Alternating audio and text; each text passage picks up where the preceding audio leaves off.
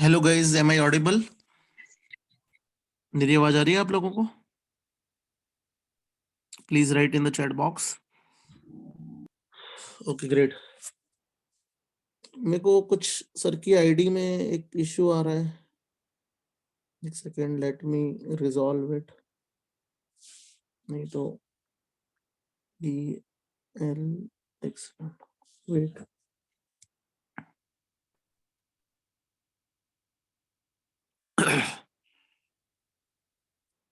Good afternoon everyone, good afternoon. अभी wait करिएगा थोड़ी सी देर, ठीक है? Good evening sir. Good evening everyone, good evening. अभी वेट करिएगा, मेरी मुझे I am struggling with the password.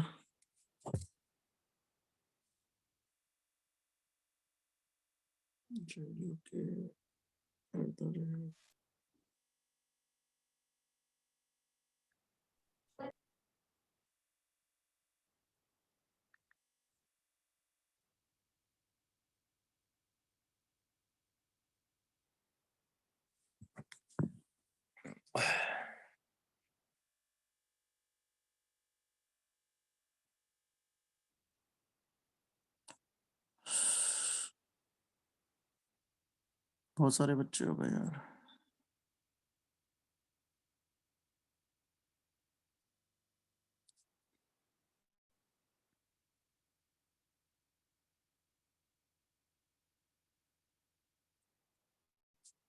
एक second.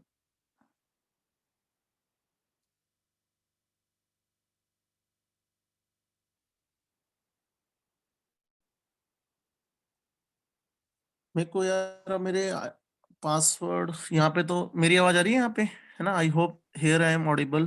Yes, sir. Yes, sir. Yes sir. Sir.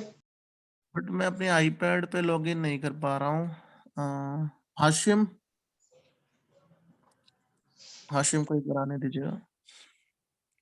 Hashim,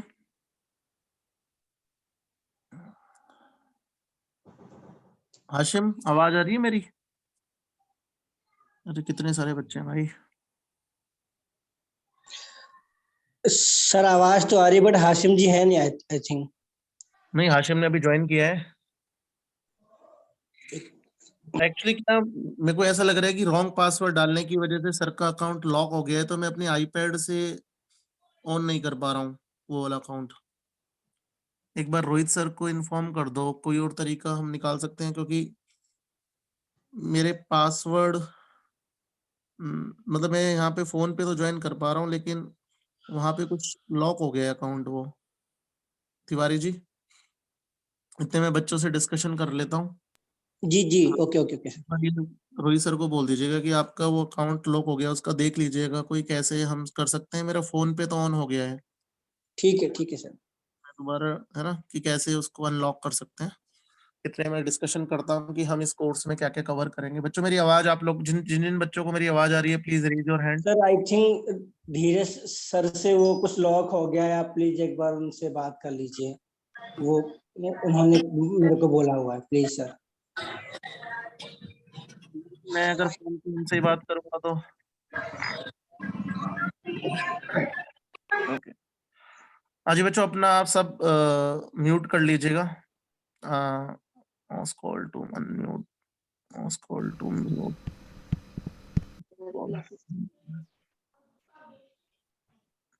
या मैंने म्यूट कर दिया आप लोगों को सबको। So you guys can communicate over chat, right? Respected sir, I am not able to view the assignment given to me by you on laptop. If C, please download the Android app. Can अर्पित, तुम्हारी बात समझ में नहीं आ रही है, होले होले समझाएंगे, डोंट वरी। ओके, तो सबसे इम्पोर्टेंट जो पॉइंट है कि जो केमिस्ट, मैं एक बार मेरा वीडियो ऑन कर लेता हूँ। अगर हो सकता है कि आज अगर मैं कुछ आईपैड पे नहीं करा पाऊँ, तो एक रफ आइडिया, मेरी वीडियो दिख रहा होगा आपको? कितने लोगों को मेरा वीडियो दिख रहा है? How many of you are able to look at me? Okay, chat box में मेरा एक मैं आपको बोल रहा हूँ कि आप सीसी लिख सकते हैं, ना? You can write CC in the chat box, right? You can write CC in the chat box. एक सेकंड, ठीक है। कई बच्चों ने मेरी क्लासेस पहले अटेंड की हैं। सीसी का मतलब है क्रिस्टल क्लियर। अगर आपको मेरी बात समझ में आ रही है तो you can write crystal clear, ठीक है। ओके। अरे कितने सारे बच्चे हैं भाई। एक तो ये मीटिंग की परमिशन ऐसे क्यों दे रखी है यार। ठीक है, सबको आने दो ना। अपन एक दूसरे तरीके से भी कर सकते हैं मेरे ख्याल से। एक सेकंड मेरे को,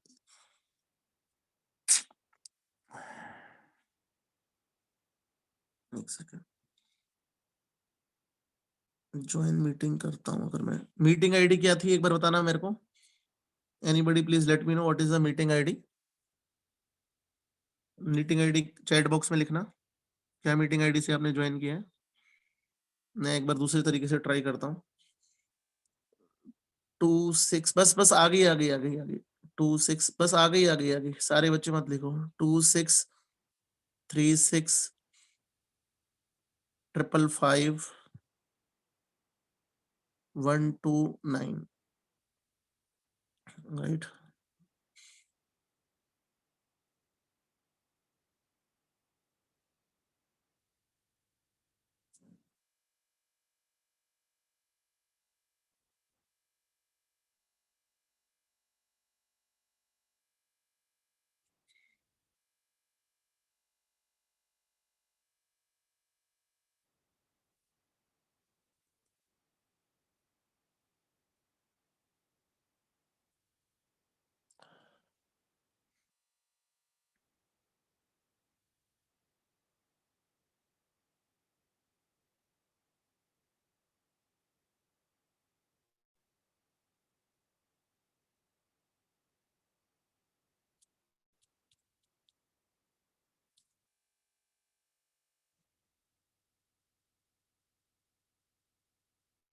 चलिए मैंने एक दूसरा जुगाड़ किया है, लेट मी चेक। आप देखना कि क्या आप मेरी स्क्रीन देख पा रहे हैं क्या बच्चों। Are you guys able to look at my screen. Please let me no.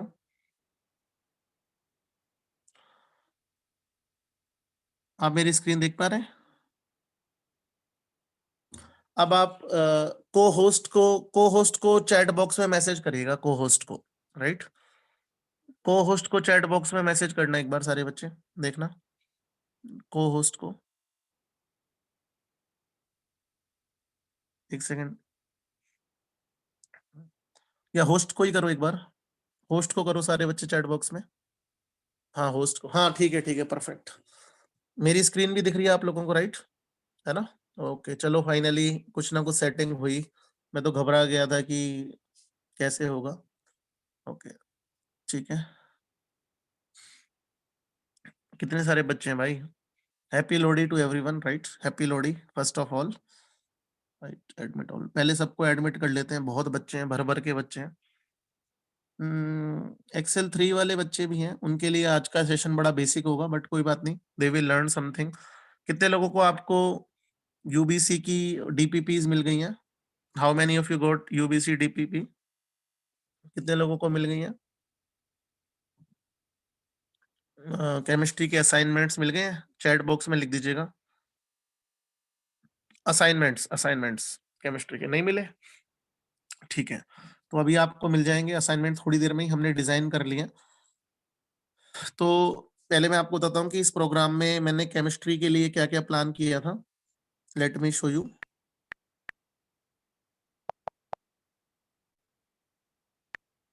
थोड़ा सा आपको एक रफ आइडिया दे देता हूँ मैं कि मैंने काफी अच्छा एक प्लान बनाया। स्क्रीन दिख रही है। इफ अगर आपको मेरी स्क्रीन दिख रही है तो चैट बॉक्स में यस लिख दीजिएगा सारे बच्चे।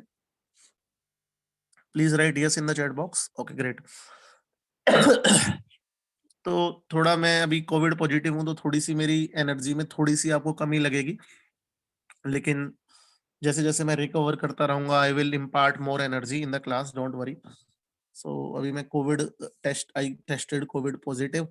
सो थोड़ा सा एनर्जी हो सकता है कि मैं कम लगा रहा हूँ, बट डोंट वरी, जैसे जैसे आप ग्रेजुअली क्लास अटेंड करेंगे you will get more energy. ठीक है, अभी भी मैं कोशिश करूंगा अपनी तरफ से पूरी एनर्जी इम्पार्ट करने की। ठीक है, एक सेकेंड, नए बच्चों को इन्वॉल्व कर लेते हैं। बहुत बच्चे हैं यार, कितनी 144 एडमिट कर रहा हूँ मैं। ठीक है, तो आप देखिएगा यहाँ पे मैंने कैसे प्लान बनाया है। पहले मैं अपना यूबीसी केमिस्ट्री का प्लान आपसे शेयर करता हूँ, राइट। आप देख पा रहे हैं यहाँ पे, जैसे कि इस वीक में मैंने, जैसे कि बहुत बेसिक कॉन्सेप्ट होता है, जैसे जिन बच्चों ने इक्विप 3 में या इक्विप 1 के भी कुछ बच्चों ने, जैसे मैंने जो एनटीएससी वर्कशॉप ली थी उसमें भी ये वाली चीजें कवर की थी, कुछ और चीजें कवर करूंगा। तो जो पहले 2 सेशन है, जो आज वाला सेशन और जो सैटरडे वाला सेशन है, इसमें हम मोल कॉन्सेप्ट की बेसिक बातें करेंगे। और बेसिक बातों में मैं अभी स्टोइकियोमेट्री डिस्कस नहीं करूंगा। इस यूबीसी प्लान का आपको सबको पर्पस समझ में आता होगा कि what is the purpose of this UBC plan. इसका पर्पस मैं आपको बताता हूँ कि क्या होता है कि जब बच्चा हमारे पास 11th या 11th में आता है स्पेशली, तो हमने क्या नोटिस किया है कि कुछ चीजें जो बच्चों को पता होनी चाहिए, है ना, वो बच्चों की मिसिंग होती हैं, या फिर उतनी अच्छी उन पे ग्रिप नहीं होती है जितनी अच्छी ग्रिप होनी चाहिए, है ना। ऐसी कुछ इश्यूज हमें फेस हमने किए कि बच्चों की ग्रिप कम होती है उन टॉपिक्स में जो होनी चाहिए। जैसे कि केमिस्ट्री के पर्सपेक्टिव से अगर मैं आपको बात बताऊं, जैसे मोल कॉन्सेप्ट है जो 10th क्लास में बहुत ही बेसिक तरीके पे पढ़ा दिया जाता है, एटम मोल, एटम मोलिक्यूल आयन की फॉर्म में, ठीक है। तो उसमें बच्चों को मतलब एक फीलिंग नहीं आ रही होती है ना, कि क्या करना है। मतलब वो रट्टा मार रहे होते हैं, कई फॉर्मूले लगा रहे होते हैं, पता नहीं होता है कि एटॉमिक मास क्या है, मोलर मास क्या है, डिफरेंस क्या है, न्यूमेरिकल क्या दे दिया तो फिर कैसे अटेम्प्ट करें, राइट।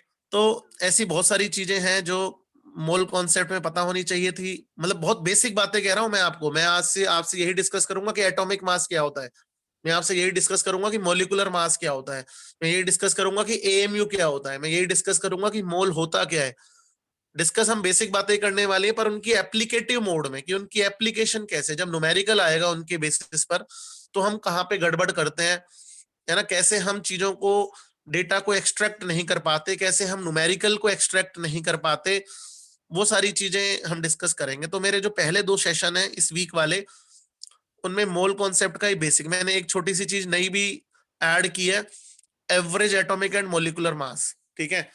और परसेंटेज कंपोजिशन, परसेंटेज तो कुछ भी नहीं है, वो तो सारे बच्चों को आता होगा, percentage is nothing, but average atomic and molecular mass भी बहुत आसान टॉपिक है, वो वाली बात। एटॉमिक स्ट्रक्चर मैंने सुमित जानबूझ के ऐड नहीं किया, रीजन है कि एटॉमिक स्ट्रक्चर जनरली मतलब ब्रिज कोर्स का हिस्सा नहीं हो सकता, वो इतना सारा बच्चों को आता है ना। जो आप नया पढ़ोगे बोहर थ्योरी में, वो आप कहीं ना कहीं पूरा प्रूफ के साथ पढ़ोगे 11th क्लास में, तो इतना हम कवर नहीं कर पाएंगे।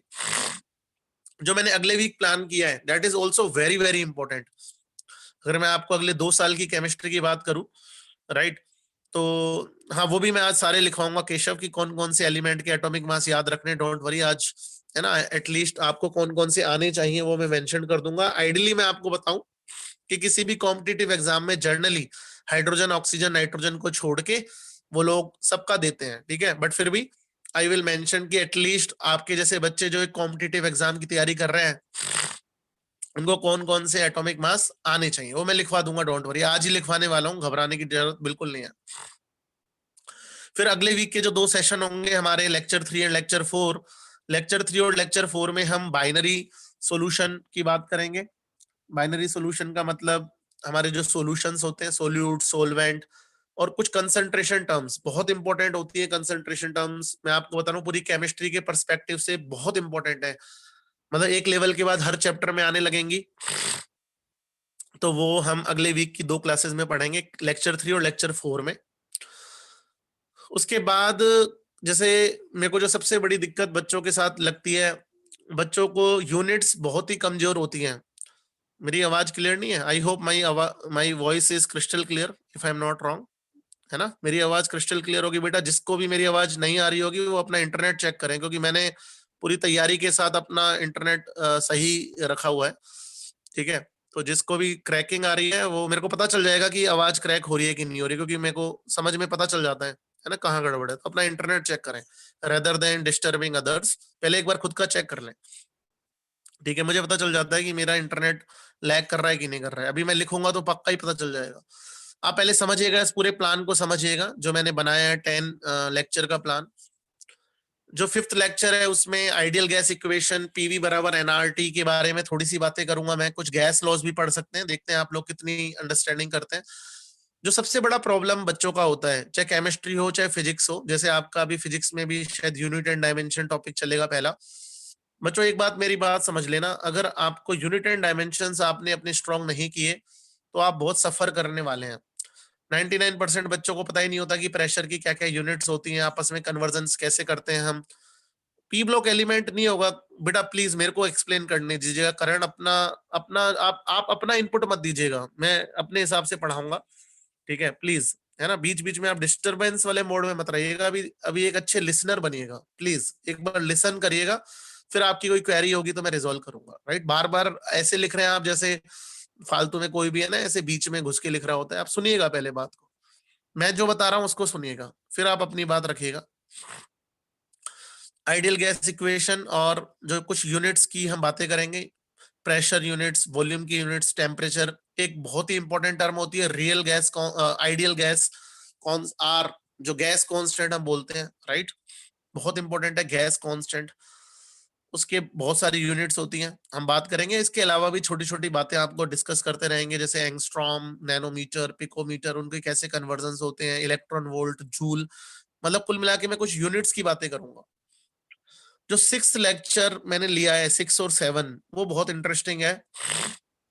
जैसे कि आपको शायद हो सकता है कि मैथ वाले टीचर्स आपको ग्राफ के बारे में बात करें, मैं आपको अगर नहीं भी करेंगे मैथ्स में और फिजिक्स में, अगर ग्राफ की बात नहीं होगी तो पहले मैं बेसिक ग्राफ्स की बातें करूंगा। लाइन का ग्राफ और एक पैराबोला होता है ना, रेक्टेंगुलर, हाइपरबोला, पैराबोला, इनके ग्राफ्स डिस्कस करेंगे।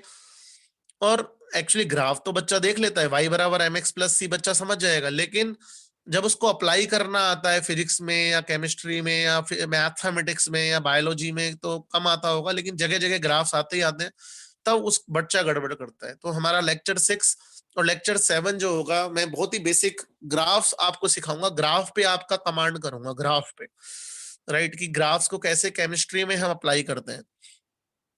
फिर जो 8th सेशन है वो लोगारिथम, आपने वर्ड सुना होगा। अभी आप हो सकता है कि मेरे ख्याल से मैथ्स की जो आपकी क्लासेस होंगी उसमें लोगारिथम, अगर नहीं भी होगा तो मैं बेसिक लोगारिथम की बातें पहले सिखाऊंगा, और फिर लोगारिथम को कैसे हम पीएच कैलकुलेशन में अप्लाई करते हैं। मतलब पीएच वर्ड सुना होगा आप में से बहुत लोगों ने, बहुत ही बेसिक लोग के, जो बहुत ही बेसिक में, मतलब इसका पर्पस बहुत हाई फाई नहीं है, इस एक भी सेशन का पर्पस, इसका नाम ही ब्रिज कोर्स है। तो यानी उतना गैप आपका भरना है जो आपको थोड़ा सा अगर पहले से अगर आएगा, ऑल्दो जब आप 11th 12th में आएंगे तो दोबारा टीचर्स इनको एक्सप्लेन करते हैं चीजों को, बट पॉइंट है कि पहले से अगर आपको आके रहेगा तो आपकी अंडरस्टैंडिंग और बेटर बन जाएगी। तो लोगारिथम के बारे में मैंने सोचा कि बच्चों को दिक्कत आती है, तो लोगारिथम और उसकी एप्लीकेशन कहाँ कहाँ, केमिस्ट्री में ये मान लीजिएगा 12th क्लास, मतलब थर्मोडायनेमिक्स चैप्टर हो गया, इलेक्ट्रोकेमिस्ट्री चैप्टर हो गया, बहुत सारे चैप्टरों में लोगारिथम वाली टर्म्स यूज होती हैं।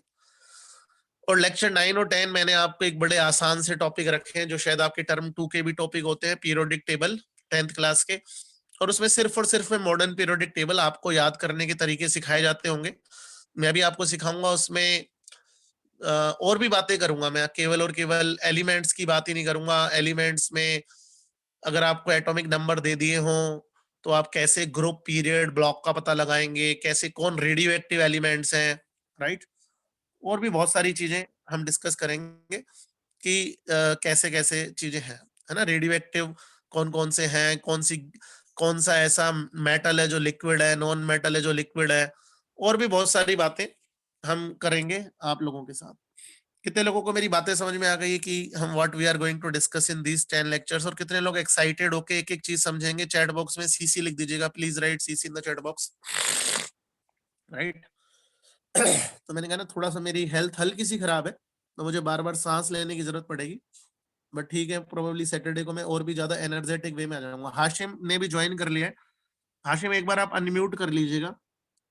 हाशिम, हाशिम अनम्यूट कर लिया आप लोग आपने? अच्छा, मैंने अनम्यूट की परमिशन, मैं एक बार अनम्यूट कर देता हूँ हाशिम को।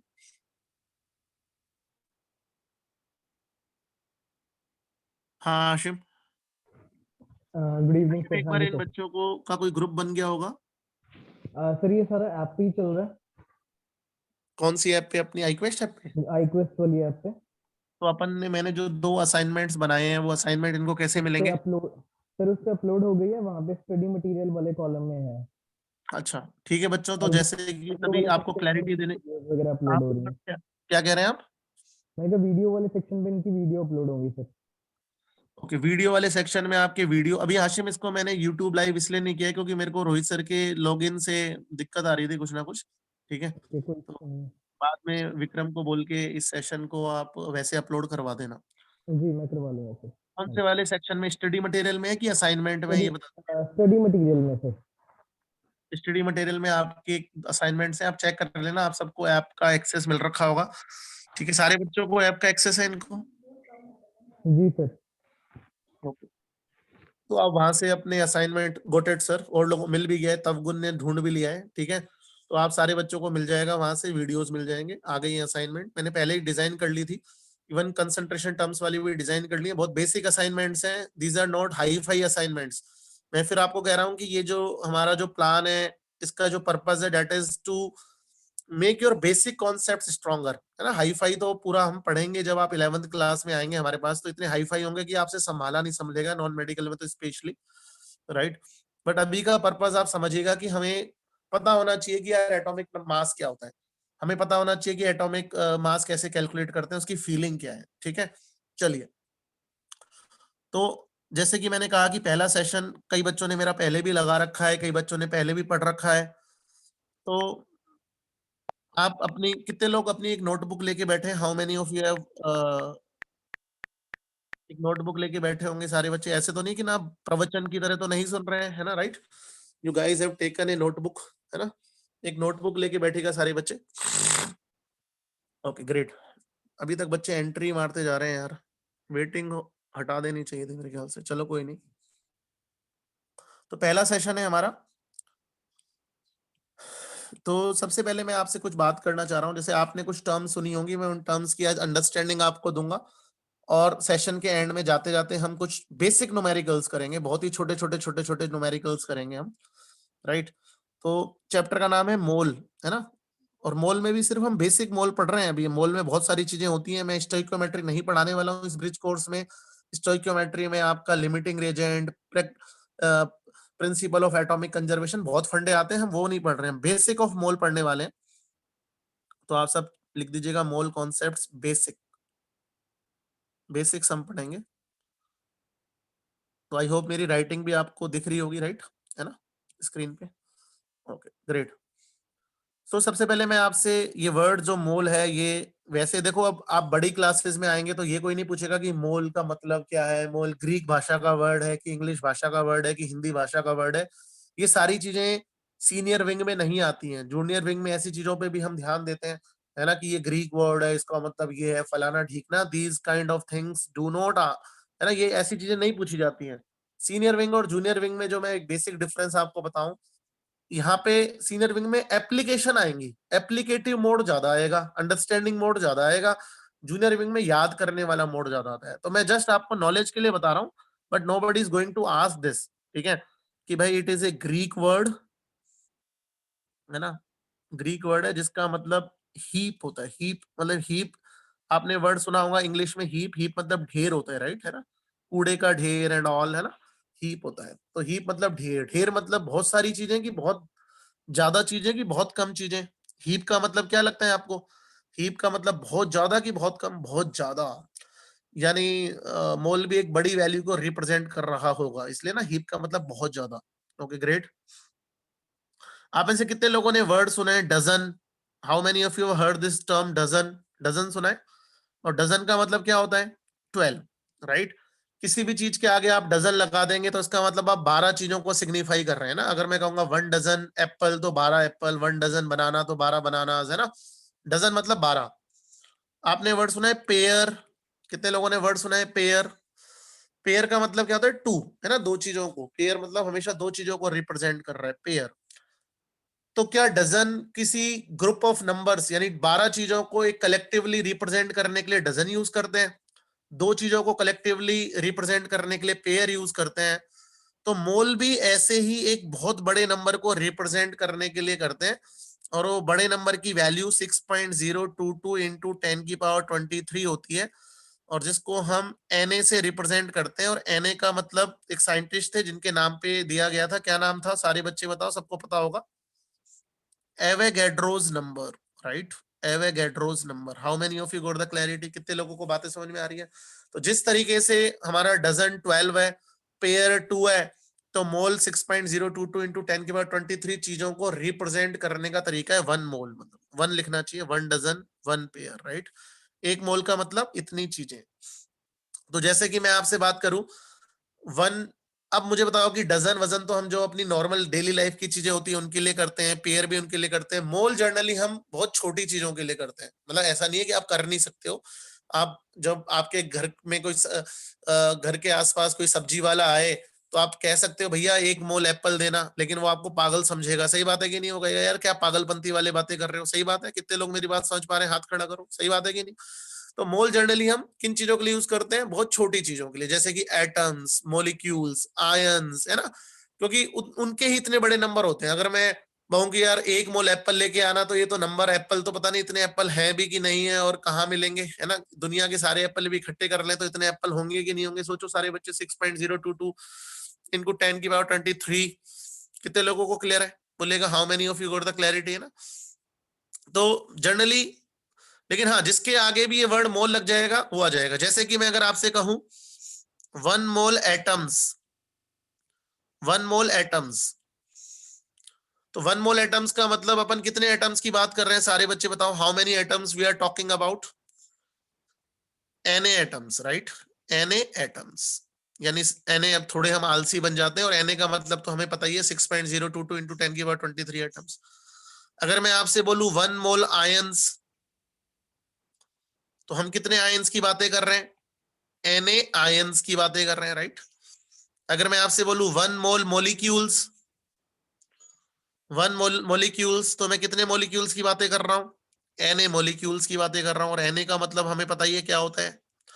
अगर मैं आपसे पूछूं 1 मोल स्टूडेंट्स, चलो ऐसे ही जर्नल मजे के लिए पूछ लिया, 1 मोल स्टूडेंट्स, तो मैं कितने स्टूडेंट्स की बातें कर रहा हूं? सारे बच्चे बताओ, Na स्टूडेंट्स की ही बातें कर रहा हूं। How many of you got the clarity?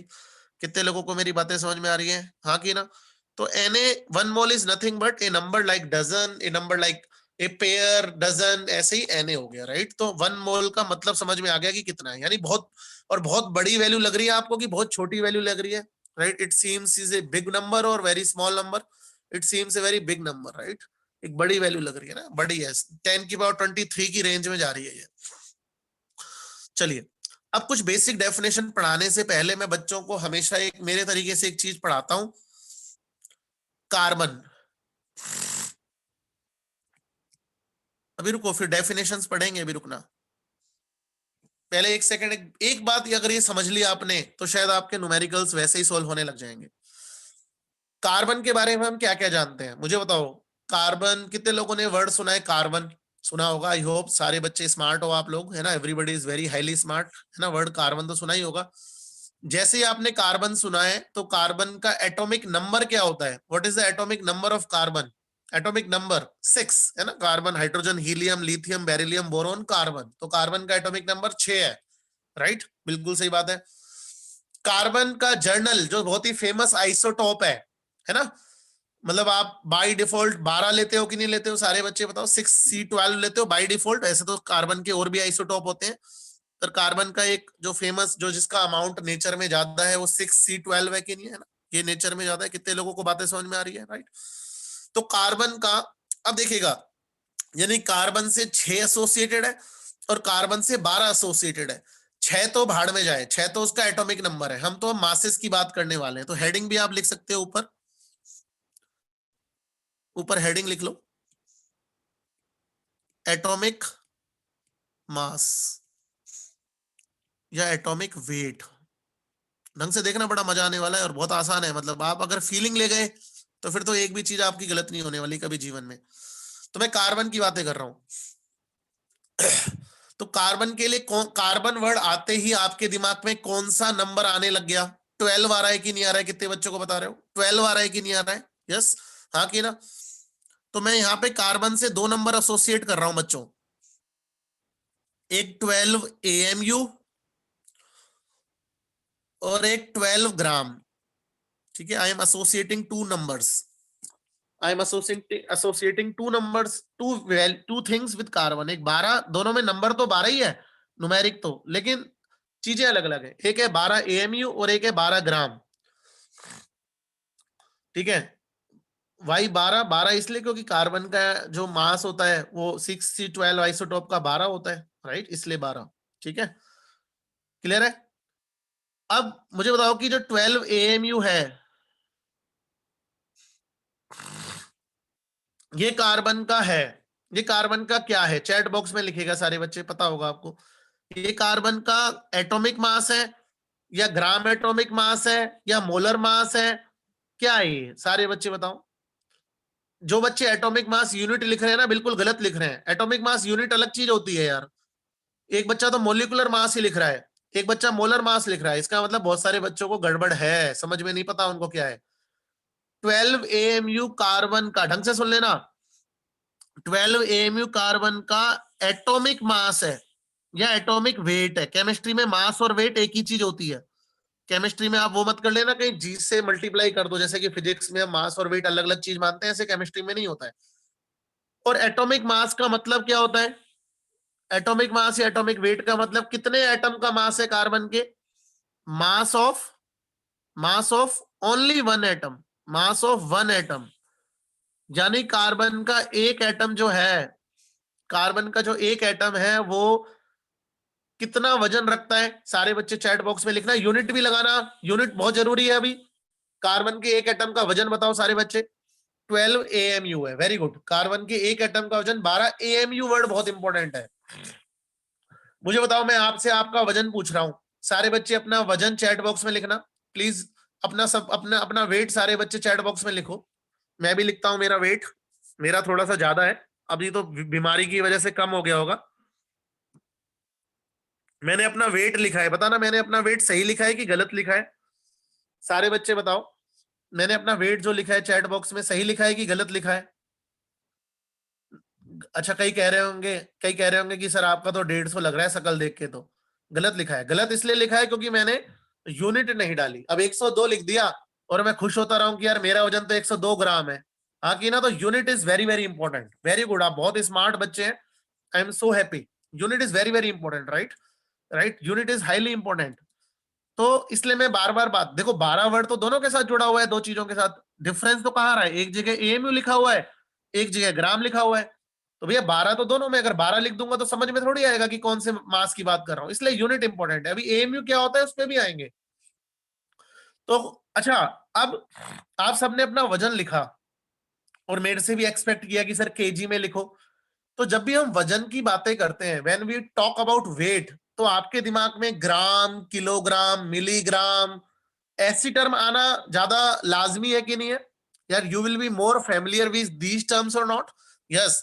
जब भी आप बाजार में कोई चीज खरीद के लाते हो तो आप कहोगे भैया 100 ग्राम ये देना, भैया 1 किलो ये देना, भैया 10 किलो ये देना। ऐसे थोड़ी बोलते हो कि भैया 15 AMU एप्पल देना। कभी आपने ऐसे बोला है 15 AMU एप्पल देना? Please let me know how many. नहीं, कभी नहीं बोला। और यहाँ पे बात हम किसकी कर रहे हैं? बात हम मास की कर रहे हैं, वेट की कर रहे हैं।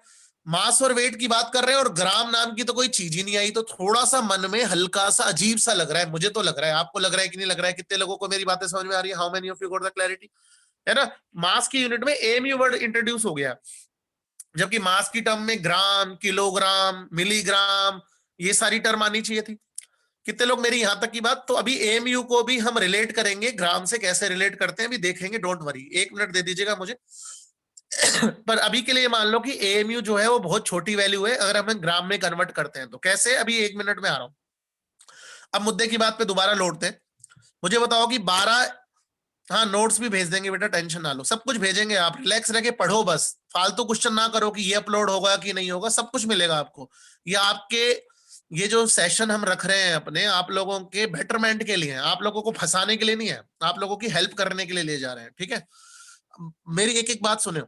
तो कितने लोगों को 12 AMU का मतलब समझ में आ गया कार्बन के रेस्पेक्ट में? क्या 12 AMU कार्बन का एक एटम का मास है कि नहीं है? Everybody please let me no, right? 12 atom is the mass of one carbon atom, one carbon atom. यानी कार्बन लिखते ही आपको एक नॉलेज आ गई कि इसके एक एटम का मास 12 AMU है, राइट? अब मैं आपसे बात करूं 12 ग्राम, 12 ग्राम क्या है? 12 ग्राम भी कार्बन के एटम्स का ही मास है ना, लेकिन इसको बोलते हैं मास ऑफ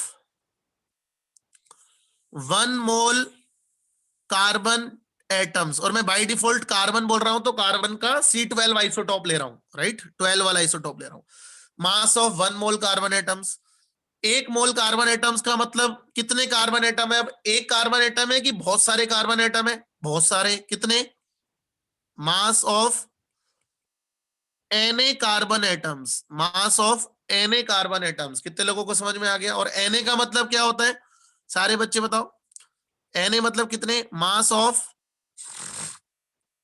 6.022 इंटू 10 की पावर 23 कार्बन एटम्स। और इसको बोलते क्या है? जैसे उसको एटॉमिक मास बोलते हैं 12 AMU को, इसको भी कुछ बोलते हैं। इसको भी क्या कुछ बोलते हैं? इसको क्या बोलते हैं? इसको बोलते हैं, दो इसके नाम देखना, बहुत सारे नाम है इसको बोलते हैं ग्राम एटॉमिक मास। पहली टर्म ग्राम एटॉमिक मास, हाँ कि ना? दूसरी टर्म और मोलर मास।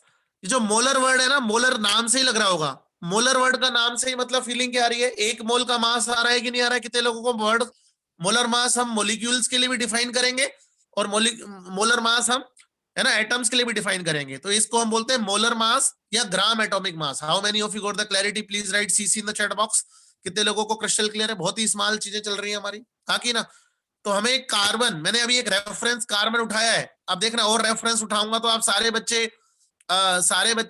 बहुत आसानी से एक्सप्लेन कर देंगे, राइट। इसको ग्राम एटॉमिक मास या मोलर मास बोलते हैं। यानी ये 1 मोल कार्बन एटम का मास है या Na कार्बन एटम्स का मास है या 6.022 इंटू 10 की पावर 23 कार्बन एटम्स का मास है।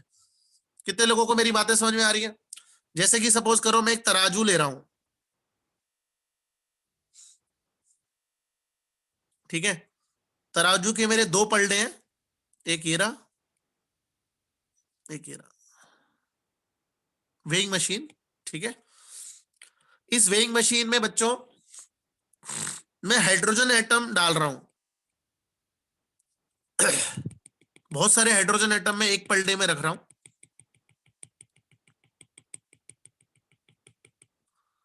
और मैंने 2 टाइम्स Na एटम्स हाइड्रोजन के एक तराजू के वेइंग मशीन के एक साइड में रख दिए हैं। 2 times Na atoms hydrogen atom के। ढंग से देखना, आराम से, ठंडे दिमाग से। तो आप मुझे बताइएगा कि आपके हिसाब से इधर कितना वेट मैं रखूं कि तराजू बैलेंस हो जाए? सारे बच्चे बताओ। बैलेंस करने के लिए option A 1 gram, option B 2 gram, option C 1 AMU, option D 2 AMU। और बहुत सारे बच्चे तो बिल्कुल अभी वो कार्बन वाली चीज में घूम रहे हैं। भाई कार्बन से बाहर निकलो, मैं हाइड्रोजन पे आ गया हूं। कार्बन से बाहर निकलो सारे बच्चे। हाँ बताओ सारे बच्चे, अगर मैंने 2 Na एटम्स हाइड्रोजन के रखे हैं तो कितना मास आएगा मेरा? एवरीबॉडी, बहुत 99% बच्चों का सही था। 2 ग्राम वजन रख के हम बैलेंस कर देंगे कि नहीं कर देंगे, ना बैलेंस हो गई कि नहीं? How many of you got the clarity? यानी आपको इन एटम्स को देखते ही इनके बारे में आपकी इंफॉर्मेशन खुद से निकाल रहे हो कि एग्जामिनर आपको कोई इंफॉर्मेशन दे रहा है, या you are guys are able to extract the information about them? क्या आप ये इंफॉर्मेशन खुद से निकाल पा रहे हैं कि नहीं निकाल पा रहे हैं यार? सारे बच्चे बताओ। यस। यानी अगर मैं आपको ऑक्सीजन वर्ड लिखूं, जैसे ही मैंने ऑक्सीजन लिखा, तो क्या इसको लिखते ही एक इंफॉर्मेशन कितने बच्चों को, पेपर में कुछ भी नहीं बोला एग्जामिनर ने, क्या ये इंफॉर्मेशन आ गई कि नहीं आ गई कि 1 मोल ऑक्सीजन एटम्स का वेट 16 ग्राम है? सारे बच्चे बताओ, कितने लोगों को अपने आप ये इंफॉर्मेशन आने लग गई कि नहीं यार कि 1 मोल ऑक्सीजन एटम्स का वेट 16 ग्राम? ये इंफॉर्मेशन मैं दे रहा हूं आपको कि इंफॉर्मेशन आपको पहले से ही पता है? ये इंफॉर्मेशन आपको पहले से ही पता है कि नहीं पता है? यानी मैं यहां लिख दूं मोल और वेट मतलब मास, एक ही बात होती है केमिस्ट्री में। क्या आपको ये पता है 1 मोल का वजन 16 ग्राम है? कितने लोगों को मेरी बात समझ में आ रही है? ये इंफॉर्मेशन अगर मैं ऑक्सीजन की चर्चा करूं तो सारे बच्चे बताओ। ये इंफॉर्मेशन आपको पहले से है कि नहीं है? तो आप मुझे बताओ कि कितने लोगों ने अपनी लाइफ में unit and dimension unitary method पढ़ रखा है? How many of you have read this unitary method?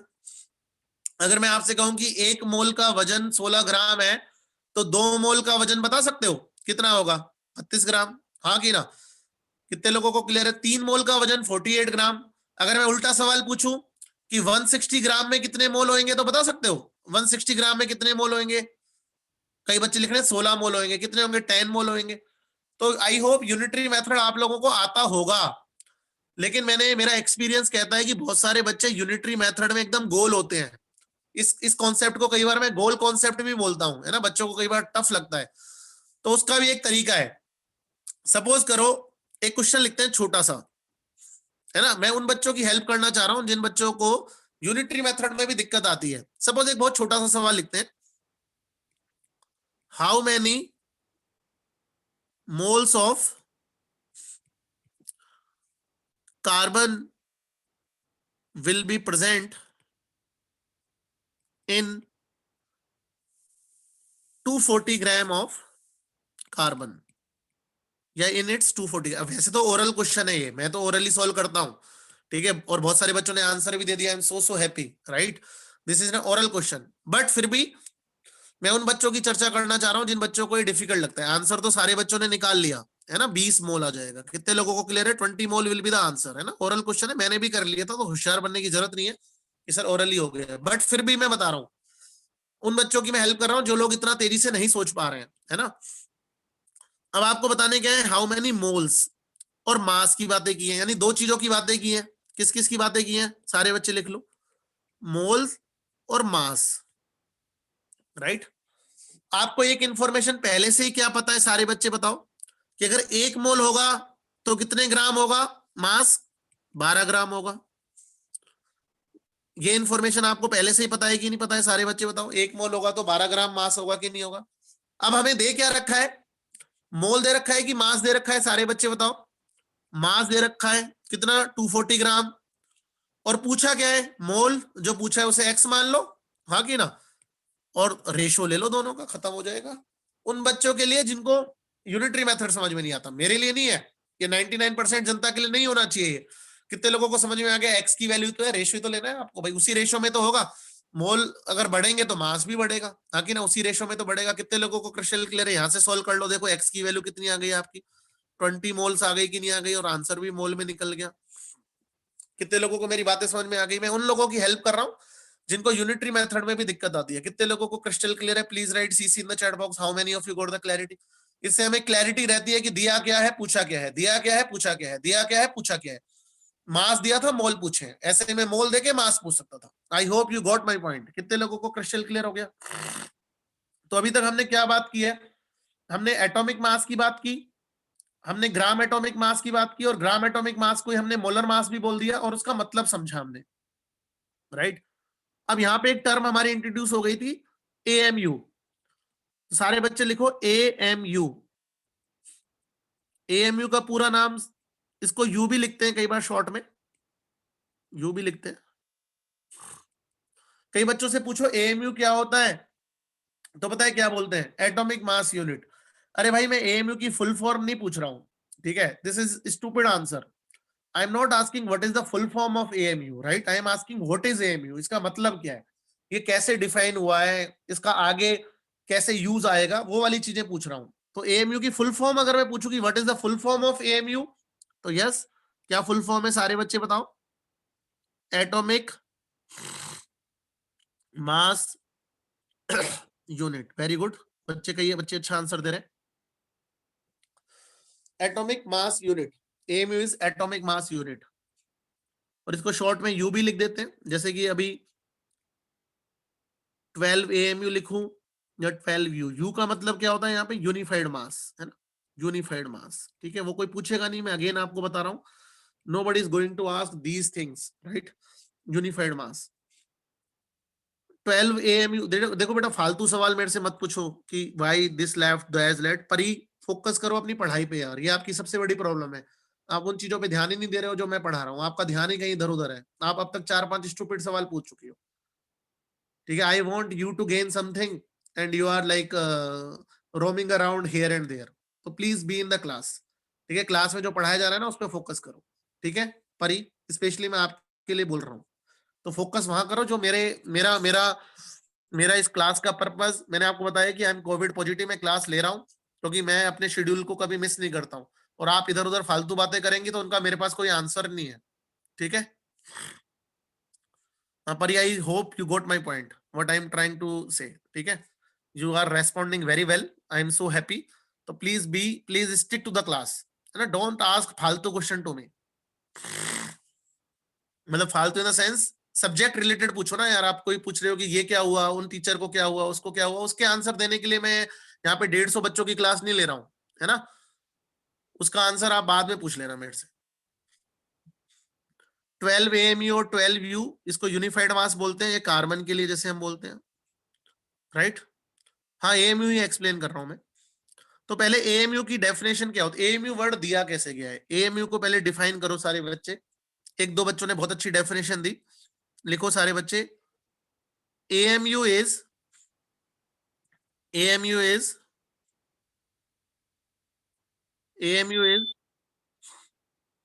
1/12, very good, बहुत अच्छा अर्णव, शाबाश। 1/12 मास ऑफ 1 कार्बन 12 एटम, बोल दो 1 carbon 12 atom. AMU is 1/12 mass of 1 carbon 12 atom. Carbon 12 का मतलब सिर्फ और सिर्फ कार्बन का कौन सा वाला आइसोटोप लेना है, सारे बच्चे बताओ, जिसका मास 12 होता है, राइट? तो एक कार्बन 12 का एटम लिया और उसके मास का कितना कर दिया, उसके मास का कितना टाइम्स कर दिया, 12 टाइम्स कर दिया, राइट? ठीक है, और उसको क्या डिफाइन किया गया, AMU डिफाइन किया गया। गीति का अच्छा सवाल पूछ रहे कि सर कार्बन एटम ही क्यों लिया गया, है ना? इसके पीछे गीति का बहुत सारी बातें हैं, ऐसा नहीं कि स्टार्टिंग कार्बन से ही हुई होगी, है ना? पहले हाइड्रोजन लिए गए, फिर ऑक्सीजन लिए गए, है ना? पहले गैसीय सब्सटेंसेस लिए गए, बट उनका मेजरमेंट कहीं ना कहीं बहुत प्रॉपर नहीं आया, राइट? वेरी गुड, अर्णव ने अच्छा आंसर दिया। इट इज वेरी कॉमन और इजी, कार्बन सॉलिड स्टेट में भी है, और कार्बन के जो दूसरे आइसोटॉप्स थे गीति का, उनका परसेंटेज भी नेचर में बहुत कम है, राइट? वेरी गुड, लक्ष्यबीर ने भी अच्छा आंसर दिया कि कार्बन के लिए फ्रैक्शनल वैल्यूज इसलिए ही नहीं आई, लक्ष्यबीर, गीतिका और सारे बच्चे, क्योंकि कार्बन के जो दूसरे आइसोटॉप्स हैं उनका नेचर में परसेंटेज बहुत कम है ना? जैसे C14 तो रेडियो एक्टिव ही है, इसलिए कार्बन से हमारी फ्रैक्शनल वैल्यूज नहीं कैलकुलेट हुई, और दूसरा ये सॉलिड स्टेट में है तो इससे कैलकुलेशन भी रिलेटिवली आसान थी, ठीक है? इसलिए कार्बन लिया गया, बस ये रीजन है, और कोई स्पेसिफिक रीजन नहीं है, ठीक है? आई hope you got my point. अब देखो, ये तो थोड़ा पागल बनाने वाली बात ही होगी हमारे लिए तो, हाँ कि ना, कि 1/12 मास ऑफ कार्बन, बिल्कुल सही बात है, ये 1 AMU के बराबर है कि नहीं है? यानी कार्बन का एक एटम लिया, कौन से वाले आइसोटॉप का, 12, उसका वजन हम सबको पता है कितना होता है, सारे बच्चे बताओ, 12 AMU होता है कि नहीं होता है? कार्बन के एक एटम का वजन 12 मत लिखो, 12 AMU होता है। 12 AMU डिवाइडेड बाई 12 1 AMU होगा। दिमाग में भी मैंने भी ये डेफिनेशन एकदम रिवर्स इंजीनियरिंग से निकाली है, मैंने भी रट्टा नहीं मार रखा है। कितने लोगों को क्रिस्टल क्लियर है? देखो, अगर भूल भी जाओ तो कार्बन 12 के एक एटम का मास अभी हमने पढ़ा था 12 AMU होता है, उसको 12 से डिवाइड कर दो, तो AMU मैंने लिख रखा है स्क्रीन पे, दोबारा देख लो गीतिका। AMU is 1/12 of mass of 1 carbon 12 atom. Carbon 12 के एक एटम के मास का 1/12 इज 1 AMU। कितने लोगों को क्रिस्टल क्लियर है? Please write C in the chat box. और 1 AMU जो होता है बच्चों, इसकी वैल्यू देखो ग्राम में, अब वैल्यू इट इज 1/Na ग्राम। मैंने आपको बोला था ना कि प्रॉमिस किया था कि AMU तो हमें समझ में नहीं आता, लेकिन हमें मास और ये सारी चीजें ग्राम में समझ में आती है कि नहीं आती है? तो क्या मैंने AMU को ग्राम में कन्वर्ट कर दिया कि नहीं कर दिया? Everybody please let me no, हाँ कि ना? तो 1 AMU इज 1/Na ग्राम, और अगर एक AMU 1/Na ग्राम है तो 1/Na को अगर आप पुट करोगे 6.022 इंटू 10⁻23 ग्राम, तो ये कितना निकल के आता है? इसको सॉल्व करो, 1.66 इंटू 10⁻24 ग्राम। तो कई बार ऐसे भी पूछ लेते हैं कि 1 AMU इज दिस मच ग्राम, तो बहुत आसानी से कैलकुलेट कर सकते हैं। अगर आपको डेटा भी याद है तो रख सकते हो, नहीं तो एक सेकंड में वहां मैथमेटिकल कैलकुलेशन 1.99 नहीं है, 1.66 है, जिस बच्चे ने 99 लिखा है गलती कर दी है कैलकुलेशन में। 1.66 इंटू 10 की पावर -24 आप कैलकुलेट कर लो, 10/6 ही करना है, ऊपर नीचे 10 से मल्टीप्लाई कर लो। मैथमेटिक्स मेरी बड़ी सॉलिड है। How many of you got the clarity about the AMU and the its relation with gram and all? हाँ कि ना? कितने लोगों को क्रिस्टल क्लियर है? Please write CC in the chat box, बोलिएगा इज इट क्लियर? तो अगर मैं आपसे सवाल पूछूं what is the mass of, question लिखो, what is the mass of one atom of nitrogen 14 isotope? तो option A 14 AMU, option B 14 gram, option C 14 into 1.66 into 10 की पावर -24 ग्राम, ऑप्शन डी 14 अपॉन Na ग्राम। One और more than one correct है, one और more than one correct, one और more than one correct.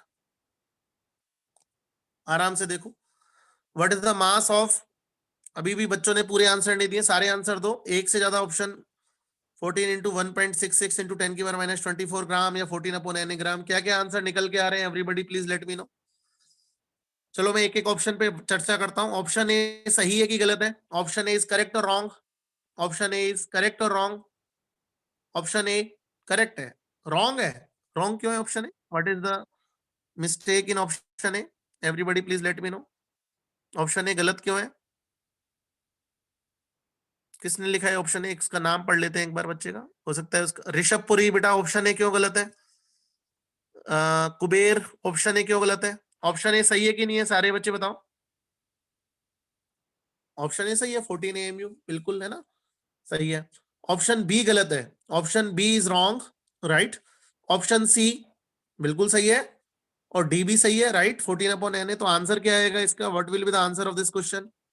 A, C and D, है ना। 1.66 into 10 की power -24 भी लिख सकते हैं। तो कितने लोगों को AMU और ग्राम का रिलेशन पता चल गया? How many of you got the clarity? AMU और ग्राम का रिलेशन पता चल गया कि नहीं पता चल गया? सारे बच्चे बताओ, how many of you got the clarity? बोलिएगा सारे बच्चे, ठीक है। Is it clear to everyone? बोलिए, ठीक है। चलिए अब एक और चीज लिख लीजिएगा, कई बार ऐसा भी आ जाता है कि मोल की डेफिनेशन आई कहां से, राइट। तो ऐसे लिखो, 1 मोल इज डिफाइंड,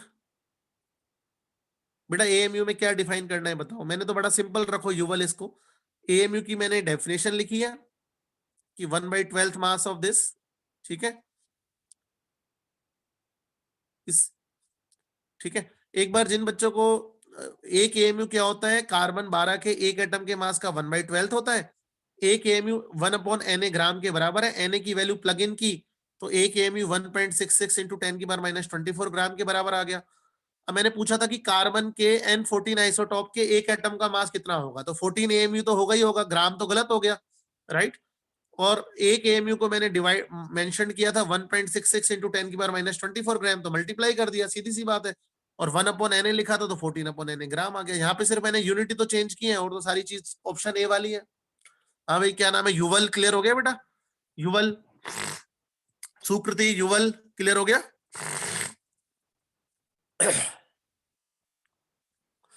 एक मोल की डेफिनेशन कहां से दी गई है वो भी देख लो। 1 mole is defined as number of carbon atoms present in exactly 12 gram of C612 की, बार बार ऐसे लिखने का पर्पज आप समझ रहे हैं मेरा, आइसोटॉप। वही बात है, देखो घूम फिर के वही चीजें आ रही हैं जो मैंने पहले ही आपको समझा दी, क्योंकि पहले मैंने आपको एप्लीकेटिव मोड समझाया है, अब मैं थ्योरेटिकल मोड समझा रहा हूं। Applicative mode is more important than theoretical. ये तो कई बार अगर सवाल ही ऐसे थ्योरी का बन जाए तो हमें कैसे सोल्व करना है उसके लिए मैं बता रहा हूं।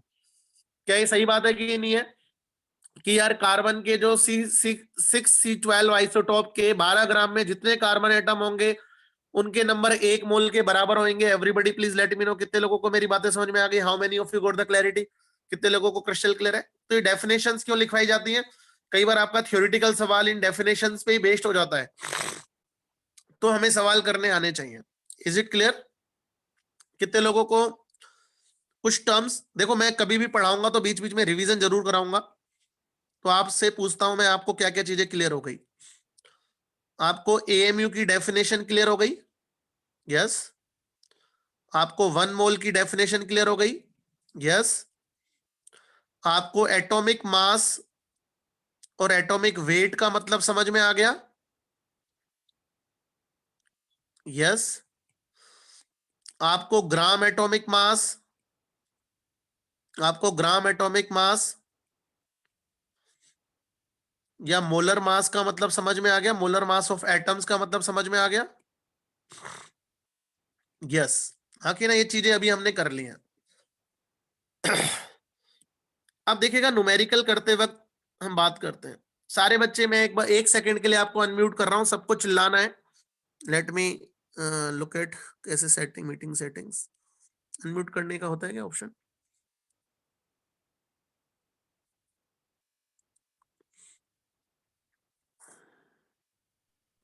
एक second,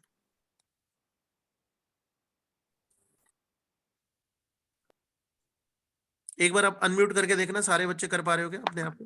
Yes, sir. Yes, sir. Yes, sir. सारे बच्चों को एक चीज बोलनी है, सारे बच्चों को एक चीज बोलनी है। बोलो, मास पता है तो, मास पता है तो मोल पता है, मोल पता है, पता है तो, मोल पता है तो पता है, सब पता है। पता ही नहीं है, मास पता है, सब पता ही नहीं है। Right, it's like taking an auth. हाँ कि ना, ये मैं बात क्यों बता रहा हूं, क्योंकि बच्चा न्यूमेरिकल में ढूंढ रहा होता है कि क्या चीज है यार, पता चलेगा कि नहीं। मास पता है तो बोलो, सब अनम्यूट करके बोलो। मोल पता है, पता है तो मोल पता है। मोल पता है और मोल पता है तो, मोल पता है तो मोल पता है बस अब इसको ऐसे रट्टा नहीं मारना है। हाँ कैसे, मैं बताता हूं। देखो, मास पता है तो मोल पता है, और मोल पता है तो मास पता है, और यानी कोई ऐसी चीज है इनको जोड़ने वाली जिनसे इन दोनों वैल्यू को निकाला जा सकता है, और वो उस चीज का नाम क्या है? Gram atomic mass. जैसे कि अगर मैं आपसे एक क्वेश्चन करूं कि भाई, जैसे दोबारा 240 ग्राम कार्बन 12 में मोल्स बताने हैं आपको, तो पहले बताओ मुझे क्या दे रखा है, क्या दे रखा है? एक सेकंड यार, आंसर मत दो यार प्लीज, आंसर सबको आता है। क्या पता है आपको? मास है ना, जो मैंने वर्ड बोला था, मास पता है, राइट। और पूछा क्या है? पूछा क्या है? मोल। तो मास पता है तो मोल पता है, बिल्कुल सही बात है कि नहीं? यस। यानी कोई ऐसी चीज है, अब मैं फॉर्मूलाज पे आ रहा हूं, अभी तक मैंने फॉर्मूलाज की बात ही नहीं की, कोई मैं ऐसी चीज पे आ रहा हूं जो मास और मोल को कनेक्ट करती है ना। There is something which behave like a bridge between mass and mole. तो क्या वो चीज मोलर मास है कि नहीं है यार? यस। क्या है? Molar mass. How many of you got the clarity? मुझे बताओ, मोलर मास है कि नहीं है? मोलर मास मास और मोल को कनेक्ट करती है। कैसे? आप मुझे बताओ कि अगर आपको नंबर ऑफ मोल्स निकालने हैं, क्या निकालने हैं? Number of moles. तो आप गिवन मास में, गिवन मास को किससे डिवाइड कर दें? मोलर मास से डिवाइड कर दें, मोलर मास से। मोलर मास का एक और क्या नाम था? Gram atomic mass. अगर एटम की बात करें तो ग्राम एटॉमिक मास, अभी मैं मॉलिक्यूल्स की बात करूंगा तो ग्राम मॉलिक्यूलर मास आएगा। हाँ कि ना? अब ये फॉर्मूला लोग रटते हैं, मैं बिल्कुल नहीं रटता। अपन देसी तरीके से भी कर सकते थे, अपन ने करा था देसी तरीके से। अब मुझे बताओ, मास कितना है? सारे बच्चे बताओ, मास कितना है? 240 ग्राम।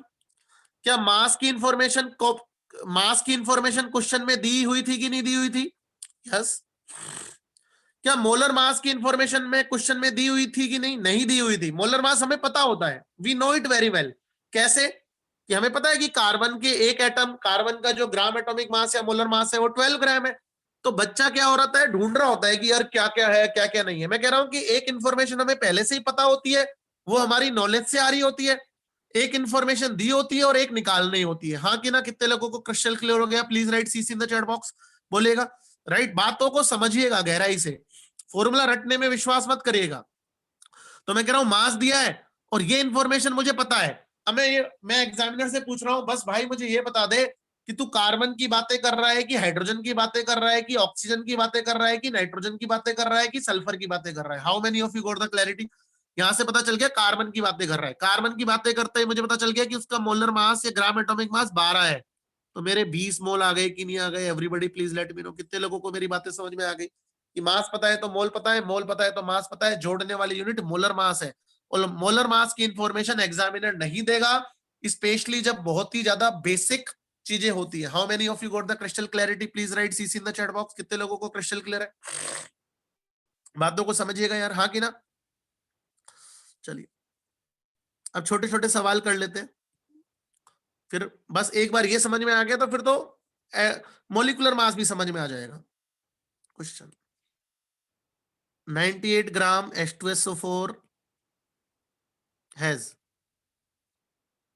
पहला number of moles of H2SO4, दूसरा टोटल नंबर ऑफ एटम्स, तीसरा total number of hydrogen atoms. यहां पे मैं आपको थोड़ी सी इंफॉर्मेशन दे देता हूं। Sulphur 32, hydrogen 1, oxygen 16। ये अपने आप में रिलेटिव एटॉमिक मास दिए होते हैं कई बार, ठीक है। अब ये बहुत ही बेसिक सा सवाल है, सीधा सा। तो आपने H2S, अब यहाँ पे मैं एक मॉलिक्यूल उठा लिया है मैंने, है ना? क्या उठा लिया है? मॉलिक्यूल उठा लिया है ना? तो मॉलिक्यूल के लिए हम ग्राम मॉलिक्यूलर मास की बात करेंगे। बताओ मुझे कैसे करेंगे इस सवाल को? आंसर दो सारे बच्चे।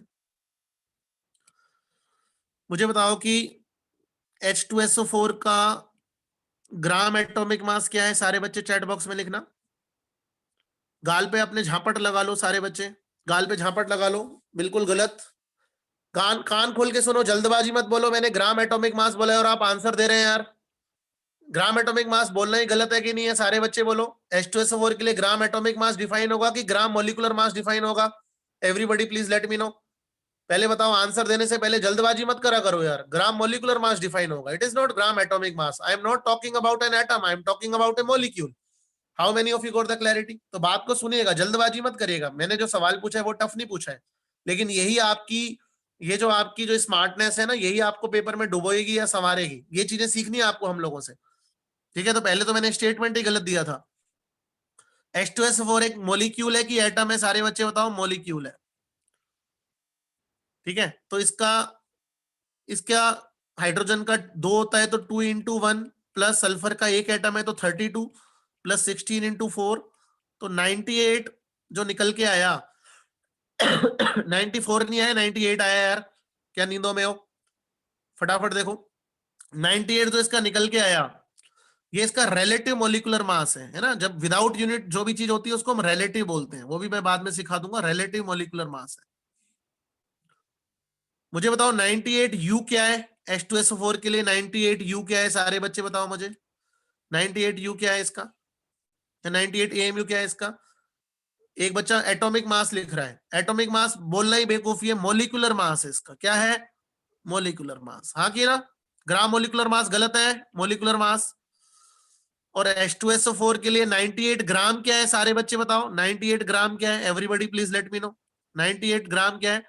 इसका ग्राम मॉलिक्यूलर मास है, ग्राम मॉलिक्यूलर मास है, या फिर इसका मोलर मास है। मोलर मास हमेशा बड़ी स्टैंडर्ड चीज होती है। एक मोल का मास, एक मोल चाहे एटम हो चाहे एक मोल मॉलिक्यूल हो, हाँ कि ना?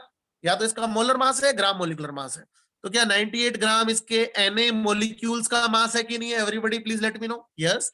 क्या 98 ग्राम इसका 6.022 × 10⁻23 मॉलिक्यूल्स का मास है कि नहीं है? यस। कितने लोगों को, जैसे अपन ने एटम में बात की थी वैसे हम मॉलिक्यूल में भी कर सकते हैं कि नहीं कर सकते? Everybody please let me no. How many of you got the clarity? बातों को समझिएगा। तो H2SO4 देते ही मुझे क्या पता चल गया? मुझे ये पता चल गया मोल मास। क्या इंफॉर्मेशन मुझे पहले से ही पता है? एक मोल का मास कितना है? 98 ग्राम। और सवाल में एग्जामिनर ने भी कितने मास के बारे में बात की है? 98 ग्राम के बारे में तो, और मोल पूछे। एक मोल ही आ गया कि नहीं आ गया? Everybody please let me no. कितने लोगों को बात समझ में आ गई? तो पहला सवाल डन हो गया कि नहीं हो गया? इस डेटा की जगह मैं कुछ भी वेरिएबल कर सकता था, मैं 49 दे सकता था, मैं 50 दे सकता था, मैं 100 दे सकता था, तो नंबर ऑफ मोल चेंज हो जाते। कितने लोगों को मेरी बातें समझ में आ रही है? चैट बॉक्स में लिख दीजिएगा यार सीसी, हाँ कि ना। कितने लोगों को समझ में आ गया कि पहला क्वेश्चन सोल्व हो गया कि 98 ग्राम में 1 मोल आएगा, नंबर ऑफ मोल्स। मास पता है तो मोल पता है। अब टोटल नंबर ऑफ एटम्स, मुझे बताओ कि H2SO4 की एटोमिसिटी कितनी है? एक वर्ड होता है एटोमिसिटी, कितनी एटोमिसिटी है सारे बच्चे बताओ? 7 है ना। एटोमिसिटी का मतलब क्या होता है कि इसके एक मॉलिक्यूल में कितने एटम है? 7 एटोमिसिटी है। तो एक मॉलिक्यूल में कितने एटम है सारे बच्चे बताओ? एक मॉलिक्यूल में 7 एटम्स है कि नहीं है?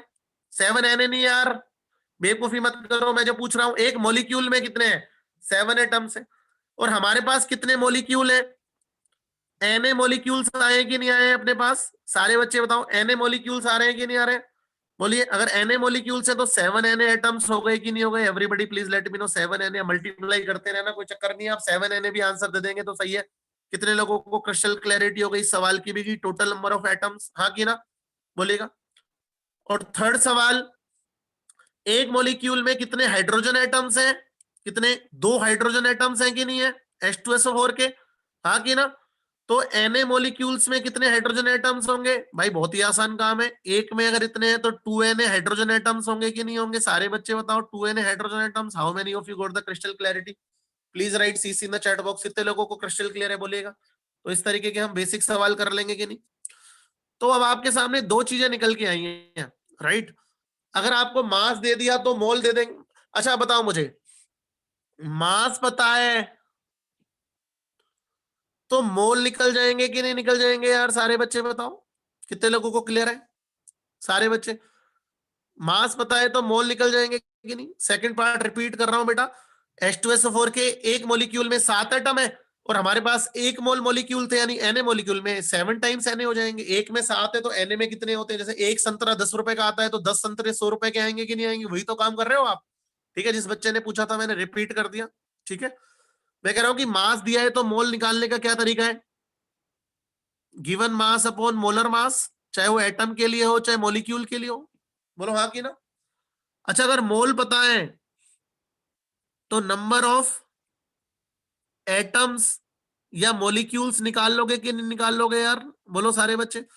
नंबर ऑफ मोल्स को Na से मल्टीप्लाई करके, everybody please let me no, हाँ कि ना। Na से मल्टीप्लाई करके मतलब मॉलिक्यूल्स निकाल लेंगे। एटम्स डिपेंडिंग अपॉन की क्या सवाल पूछा जा रहा है ना। एटम से लिख लो चाहे अभी, मॉलिक्यूल से कंफ्यूज मत हो, हाँ कि ना। कितने लोगों को बात समझ में आ रही है?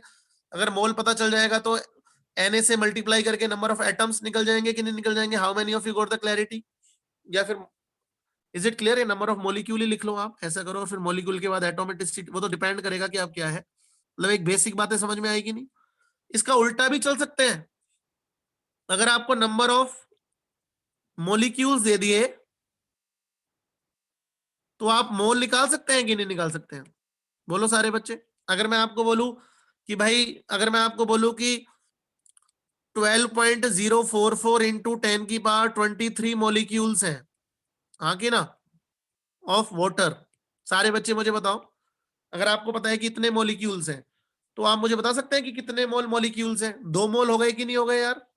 यानी आपने नंबर ऑफ मॉलिक्यूल्स को किससे डिवाइड किया?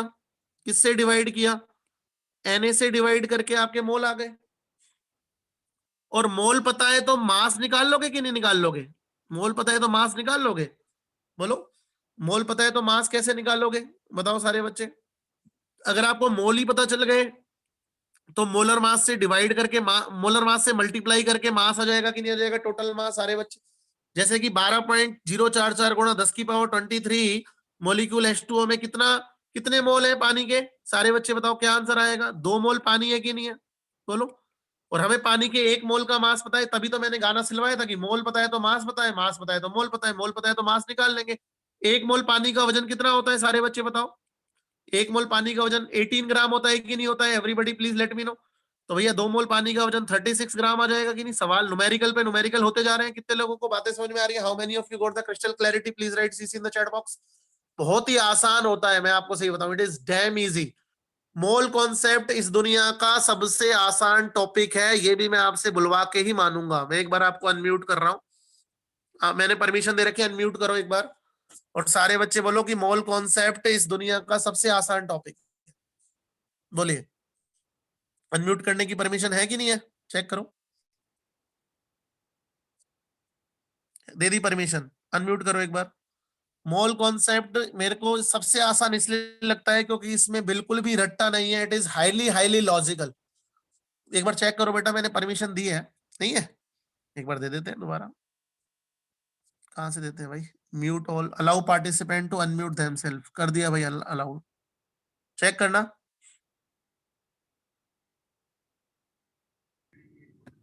हाँ बोलो बोलो। Yes sir. हाँ, mole concept, mole concept mole concept दुनिया का सबसे आसान टॉपिक है। दुनिया का आसान टॉपिक है। मैं आपको बता रहा हूँ 90% एस्पिरेंट्स के लिए गोल कॉन्सेप्ट होता है, ठीक है, लेकिन मेरे लिए मोल कॉन्सेप्ट है, आपके लिए मोल कॉन्सेप्ट होना चाहिए, ठीक है। Mole concept is the most easy topic. अगर आपने अंडरस्टैंडिंग एक बार अच्छी बना ली तो फिर इस चैप्टर में को कभी जीवन में पढ़ने की जरूरत नहीं पड़ती है। ये एक ऐसा चैप्टर है जो हमेशा ब्लड में होना चाहिए, जैसे ABCD आपके ब्लड में होती है। इट्स नॉट कि आप कभी भी इवन रिवीजन करने की भी जरूरत नहीं होनी चाहिए ऐसे चैप्टर में, ठीक है। आपने एक बार जो समझा उससे सवाल कर लिए, ठीक है। चलिए, अब कुछ मैं छोटे छोटे सवाल करवा रहा हूं आपसे। Question, how many electrons are present in 1 mole of N3 minus ion? How many electrons are present in 1 mole of N3 minus ion? अब थोड़ा सा अच्छा सवाल है। अर्शविंदर ने गलती की है, अर्शविंदर। कृष्ण ने सही किया है, वेरी गुड कृष्ण। लक्षधीर ने सही किया है, बहुत बड़े लक्षधीर। अमृत ने गलत किया है, हर्षल ने सही किया है, अर्णव ने गलती कर दी, गुणमय ने गलती कर दी, कार्तिक ने गलती कर दी, इशिका ने गलती कर दी। तनिष पूरा आंसर लिखो बेटा। अर्णव ने गलती कर दी, हार्निहल ने ठीक किया है, स्पर्श ने मल्टीप्लाई भी कर दिया है शायद एक बार, नहीं पर स्पर्श गलत लग रहा है। कुबेर का गलत है, अमृत का सही है, खुशलदीप का सही है, बहुतों का सही है, बहुतों का गलत है। देखो चलो मैं करता हूं इसको। पहले तो इसको देखिएगा बच्चों, ये N3 माइनस है ना कि N-3, दोनों में फर्क होता है। मैं इनके आपको नाम भी बता देता हूं क्योंकि ये हमारे सिलेबस में दोनों ही है। N3 माइनस को बोलते हैं अजाइड आयन। हाँ पहले मैं आंसर दे रहा हूं अर्णव, एक सेकंड। अजाइड बोलते हैं, आप अपनी नॉलेज भी यूज कर सकते हैं। N3 इज अजाइड और N-3 इज नाइट्राइड। नाइट्राइड दोनों में फर्क है ना, नाइट्रोजन का नाइट्राइड और 3 नाइट्रोजन एटम का अगर एक सिंगल नेगेटिव चार्ज है तो उसको अजाइड बोलते हैं। दोनों हमारे सिलेबस में आने वाले हैं, आप सबके सिलेबस में आने वाले हैं 11th-12th क्लास में, अजाइड और नाइट्राइड। मैं अभी नाम पे नहीं जाने वाला हूं। मैंने N3 माइनस पूछा था, N3 माइनस, मुझे बताओ कि नाइट्रोजन के एक एटम में 7 इलेक्ट्रॉन होते हैं, राइट? तो 3 एटम में कितने हो गए? 7 × 3 हो गए कि नहीं हो गए? 21 तक तो सब पहुंच गए होंगे। और क्या इस स्पीसीज के ऊपर ओवरऑल एक नेगेटिव चार्ज है कि नहीं है? Everybody please let me no. और इस नेगेटिव चार्ज का मतलब क्या है कि एक इलेक्ट्रॉन इसने बाहर से लिया है कि नहीं लिया है? एक इलेक्ट्रॉन इसने बाहर से लिया है, बोलिए सारे बच्चे। एक इलेक्ट्रॉन अगर इसने बाहर से लिया है तो 7 + 3 21, तो इसके खुद के ही थे, और एक तो 22 इलेक्ट्रॉन हो गए कि नहीं हो गए? ये 22 इलेक्ट्रॉन इसके एक आयन में है कि नहीं है? एक आयन में 22 इलेक्ट्रॉन है। How many of you got the clarity? और मैंने एक आयन में पूछे हैं कि एक मोल आयन्स में पूछे हैं, सारे बच्चे बताओ। एक आयन में पूछे हैं कि एक मोल आयन में पूछे हैं? एक मोल आयन में पूछे हैं।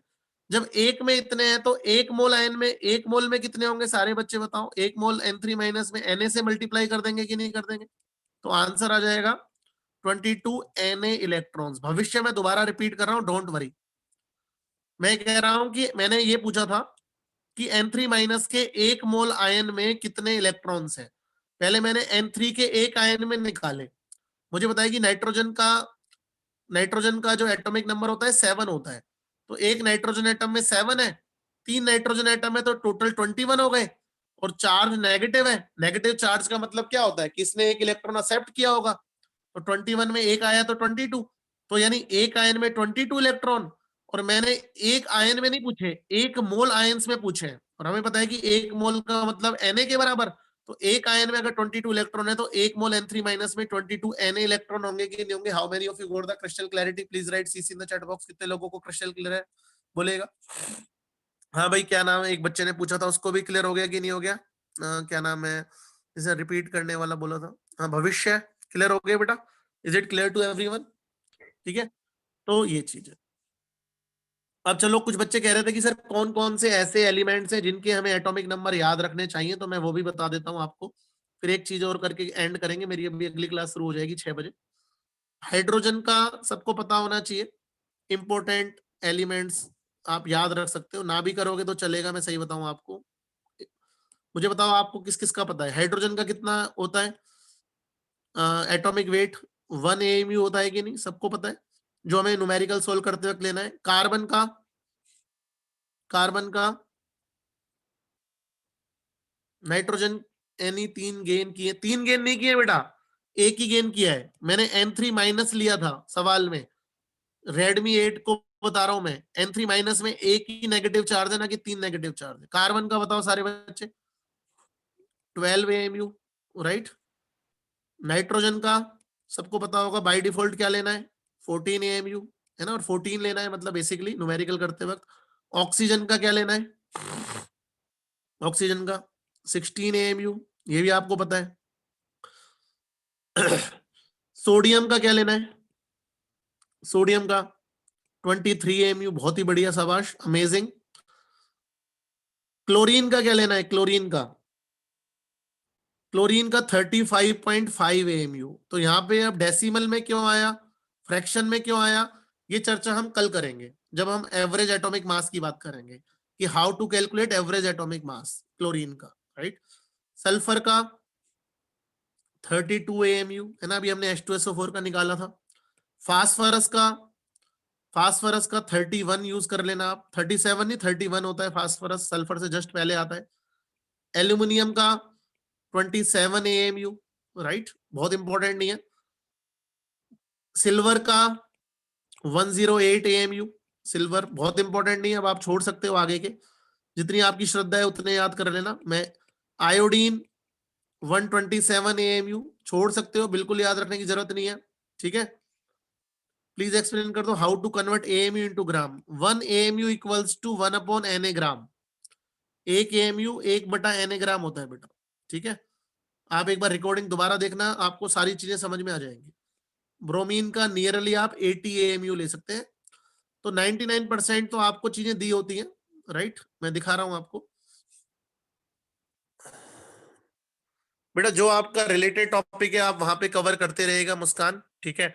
ये ब्रिज कोर्स में आप जो चीजें हमने प्लान की हैं we will discuss them itself, ठीक है। तो ये कुछ फेमस है जो आपको पता होने चाहिए, राइट। अदरवाइज 99% आपको सारे के सारे एग्जामिनर कभी आपकी ये वाली नॉलेज चेक नहीं करेगा कि आपको एटॉमिक मास याद है कि नहीं है, वो आपको सवालों में देगा। हाँ, बेसिक वाले तो आपको क्लियर होने चाहिए। एक जाते जाते एक छोटी सी चीज वो भी आपको पता होगी, वो भी मैं डिस्कस कर लेता हूँ, फिर अगली क्लास में हम इसको और आगे बिल्ड करेंगे और डीपीपीस करके आना, उनके डिस्कशंस करेंगे अपन, ठीक है। जितना भी पहली डीपीपी तो सब करके ही लाएंगे, है ना, असाइनमेंट नंबर 1 सारे बच्चे करके लाना, ठीक है। अगर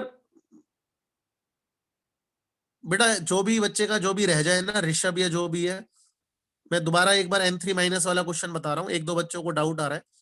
हाँ ऋषभ देखो, N3 माइनस में N3 है, एन नाइट्रोजन के एक एटम में 7 इलेक्ट्रॉन्स होते हैं कि नहीं होते हैं, सारे बच्चे बताओ, राइट। अब यहाँ पे नाइट्रोजन के कितने एटम है? 3 एटम है, 3 एटम में 21 इलेक्ट्रॉन्स हो गए कि नहीं हो गए? और चार्ज कितना है? -1, -1 चार्ज है, तो मतलब -1 का मतलब एक इलेक्ट्रॉन इसने बाहर से लिया होगा, है ना, ये तो N3 माइनस है ना। तो N3 माइनस में कितने हो गए? 21 + 1 यानी 22 इलेक्ट्रॉन्स। ये 22 इलेक्ट्रॉन N3 माइनस के एक आयन में ही है ना, 1 आयन, ओनली 1 आयन में ही है, और हमारे पास Na आयन्स है। तो एक आयन में अगर इतने इलेक्ट्रॉन है तो Na आयन में 22 Na आयन्स होंगे, इलेक्ट्रॉन्स होंगे कि नहीं होंगे, ये मेरा क्वेश्चन था। Is it clear? How many of you got the clarity? कितने लोगों को क्रिस्टल क्लियर है बोलिएगा? हाँ भाई ऋषभ समझ में आ गया, और भी बच्चे जो एक दो पूछ रहे थे, ठीक है। चलिए, तो ये क्वेश्चन था। एक बस जाते जाते एक छोटी सी बात मुझे बताओ, 1 ग्राम एटम ऑफ कार्बन और का मतलब क्या है? 1 ग्राम एटम ऑफ कार्बन का मतलब, देखो कभी भी ये वर्ड ग्राम एटम एक साथ इकट्ठा आ जाए ना, इसका मतलब भी मोल होता है, राइट? तो इसका मतलब है 1 मोल कार्बन, ठीक है। ऐसे में पूछूं 1 ग्राम मोलिक्यूल ऑफ H2O, इसका क्या मतलब है सारे बच्चे बताओ? 1 मोल ऑफ H2O, राइट? तो कई बार ये शब्दों के खेल होते हैं, तो ग्राम एटम और ग्राम मोलिक्यूल वर्ड अगर साथ में आ जाए इकट्ठे, तो इसका मतलब मोल को ही रिप्रेजेंट कर रहे हैं। कितने लोगों को मेरी बात समझ में आ गई? How many of you got the crystal clear? Please write CC in the chat box. हाँ कि ना? तो ऐसे भी सवाल कई बार आ जाते हैं। और इस पे चलेगा, अभी समय हो गया क्योंकि मेरी क्लास शुरू होने वाली है। We will continue from here on Saturday. Saturday को हम परसेंटेज कंपोजिशन पढ़ेंगे, सैटरडे को हम average atomic mass, average molecular mass पढ़ेंगे, कुछ और न्यूमेरिकल करेंगे, और पहला जो असाइनमेंट है वो उसके डाउट्स लेंगे, और दूसरा असाइनमेंट क्लास में करने की कोशिश करेंगे। अगर आप नहीं करके लाए तो, नहीं तो कुछ और क्वेश्चंस मैं आपसे प्रैक्टिस कराऊंगा, और भी छोटे छोटे बढ़िया सवाल करेंगे। आपको मैंने पहले ही बता दिया, आपकी जो iQuest की जो ऐप है उसमें स्टडी मटेरियल में हमारे असाइनमेंट्स अपलोडेड हैं, you can take from there. Okay, bye bye, take care, will see you on Saturday, take care, have a nice time.